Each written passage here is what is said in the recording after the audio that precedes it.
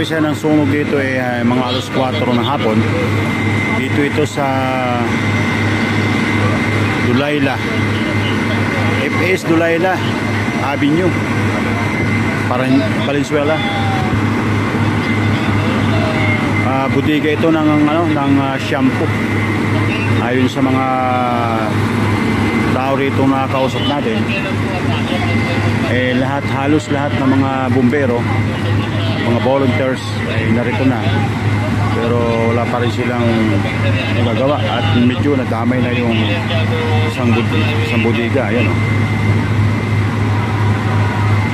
tuloy-tuloy ang pagdating ng mga bumbero.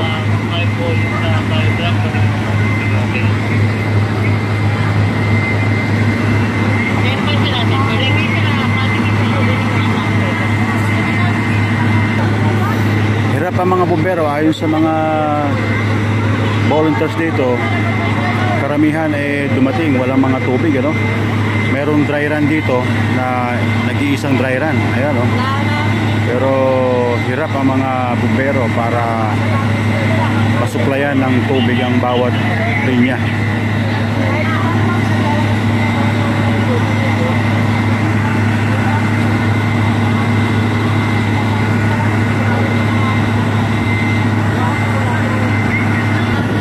Medyo malayo tayo kasi abot tayo ng init. Medyo lalapit tayo para makita natin kung saan talaga banda itong sulong ito.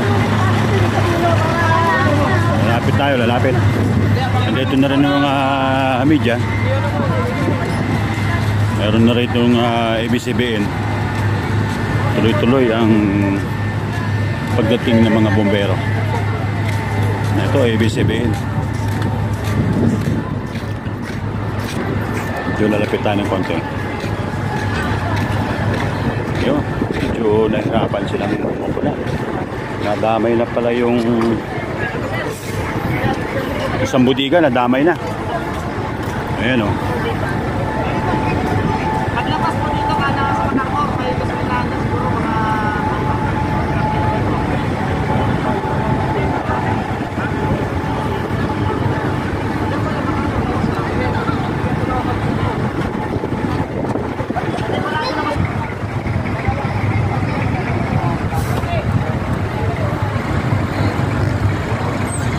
Dulaila Avenue, Parañaque.